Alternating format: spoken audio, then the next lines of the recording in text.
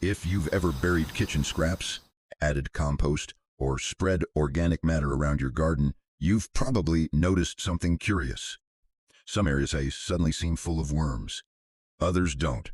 Even when the conditions look almost identical, most gardeners assume the worms are responding to the food itself. But that explanation misses something important, because worms are often reacting to a process most people never see. A process unfolding beneath the surface long before the worms arrive. That's where rice becomes surprisingly interesting, not because worms love rice, but because of what rice can trigger inside the soil. By the end of this video, you'll understand exactly how gardeners use rice to stimulate soil biology, attract worms naturally, and help build healthier soil without relying on expensive products. And once you see what's actually happening underground, many common gardening practices start to look very different, because the rice itself is only part of the story. Within a few days, a patch of soil that looked completely ordinary can begin changing in ways gardeners often notice immediately. Tiny worm castings start appearing on the surface. Small tunnels form beneath the mulch. Organic matter begins disappearing faster than before. The soil becomes darker, looser, and easier to crumble in your hand. And before long, an area that seemed quiet can become one of the most active spots in the garden. But not all rice methods work the same way. Some create a short burst of activity that fades quickly. Others continue supporting soil life for weeks or even months. And one method is so effective at stimulating biological activity that it often delivers better long-term soil-building results than products gardeners routinely spend money on. Let's start with the method that works the fastest.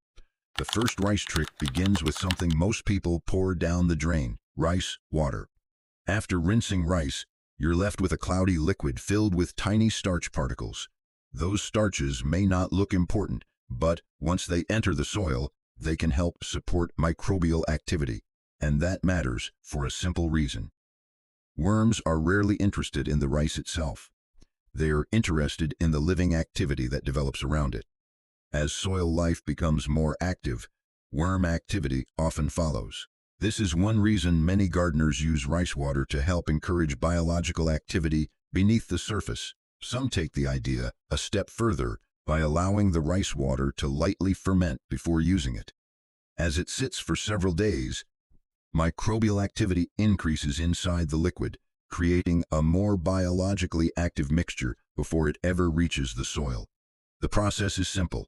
Collect the water used to rinse rice. Store it in a loosely covered container somewhere shaded. After a few days, dilute it and apply it around the soil rather than directly onto plant leaves. The mistake many gardeners make is assuming more must be better. In reality, the goal is not to overwhelm the soil. The goal is to gently encourage it. Done correctly, this method can create a quick burst of biological activity and often produces noticeable results surprisingly fast. But it also comes with a limitation. The effect is usually temporary, which raises the next question. What if you could use rice in a way that keeps feeding soil life for weeks instead of days? The second rice trick is surprisingly simple. Use cooked rice instead of raw rice. Most gardeners assume rice is rice, but beneath the soil, cooked rice and raw rice behave very differently. At first glance, that difference seems insignificant. Yet underground, it changes how quickly the entire process begins. Cooked rice has already been softened by heat. Because of that, soil microbes can begin breaking it down much faster than they can with raw rice. And when microbial activity increases more quickly, the rest of the underground community often responds as well. That's what makes this method so effective. You're not adding more material. You're simply making it easier for soil life to access what you've already provided. Some gardeners lightly bury a small amount of cooked rice just below the soil surface. Others place it near active compost piles where biological activity is already thriving. The goal isn't to create a large food source. The goal is to create a small hotspot of life, a place where microbes can get to work quickly, and where worms may eventually gather around the activity developing there. It's a reminder that healthy soil rarely depends on quantity. More often, it depends on creating the right conditions. But this is where many people make a mistake. They assume that if a small amount works well, a larger amount must work even better. Usually, the opposite happens. Too much cooked rice can create odors, attract unwanted pests, and upset the biological balance you're trying to encourage. A little goes a long way. And that's also the weakness of this method. Cooked rice works quickly, but it doesn't last very long. The same thing that makes it effective is also the reason it disappears so fast, which raises an interesting question. What happens when rice is combined with something that breaks down more slowly, creating a food source that continues supporting soil life long after the rice itself is gone? Rice trick 3. Combine cooked rice with compost. The third rice trick is where many gardeners begin to see why rice can be surprisingly powerful. Because rice doesn't have to work alone. And when it's paired with the right partner, something interesting happens beneath the surface. Think back to the first two methods. Fermented rice water creates a quick burst of biological activity. Cooked rice creates a small hotspot of life in the soil. Both can work well, but both share the same weakness. The activity they create tends to fade relatively quickly. Compost changes that. Unlike rice, compost is already rich in organic matter, beneficial organisms, and food sources that break down gradually over time. So when a small amount of cooked rice is added to active compost, two different speeds of biological activity begin working together. The rice provides an easy food source that helps kickstart the process. The compost helps sustain it. One works fast. The other keeps working long after the rice has disappeared. That's why many gardeners see this combination as more than a simple soil amendment. It's a way of creating conditions where soil life can remain active for much longer. Some gardeners mix a small amount of cooked rice directly into compost. Others place it near established composting areas where biological activity is already thriving. Either approach follows the same principle. The goal is not to feed plants directly. The goal is to support the living system, and this is where many people make a costly mistake. They focus entirely on what they can add. More fertilizer, more products, more inputs. Meanwhile, some of the most important work in healthy soil is being carried out by organisms they never see. The underground community, the builders, the recyclers, the organisms quietly doing the work most gardeners never notice. That doesn't mean compost and rice replace every fertilizer program, but it does remind us of something many experienced gardeners eventually learn. Healthy soil is not built in a bag. It's built by living systems. And when those systems are supported, the changes above ground often become easier to notice. Plants appear healthier, root systems become stronger, and the soil itself feels more alive with each passing season. But there's still another layer to this story. Because some gardeners discovered a way to use rice without burying cooked grains at all, and that method begins with a part of the rice most people never think about using. Rice trick 4. Use rice bran to feed the soil longer. Most people focus on the grain. Very few pay attention to the layer that once surrounded it. But for some gardeners, that outer layer is actually the more interesting part. It's called rice bran. And unlike cooked rice, which disappears relatively quickly, rice bran tends to break down much more gradually. That slower breakdown creates a different kind of opportunity beneath the surface. Instead of producing a short burst of biological activity, rice bran can help provide a steadier food source for the organisms living in the soil. Some gardeners scatter a light layer around garden beds. Others mix small amounts into compost piles or work it gently into the upper layer of soil. The method itself isn't complicated. What matters is the principle behind it. Healthy soil is rarely built through occasional bursts of activity. It's built through consistent support of the living community beneath the surface. And that's where rice bran can be useful, not because it creates dramatic overnight results, but because it helps extend the flow of food and energy through the soil for a longer period of time.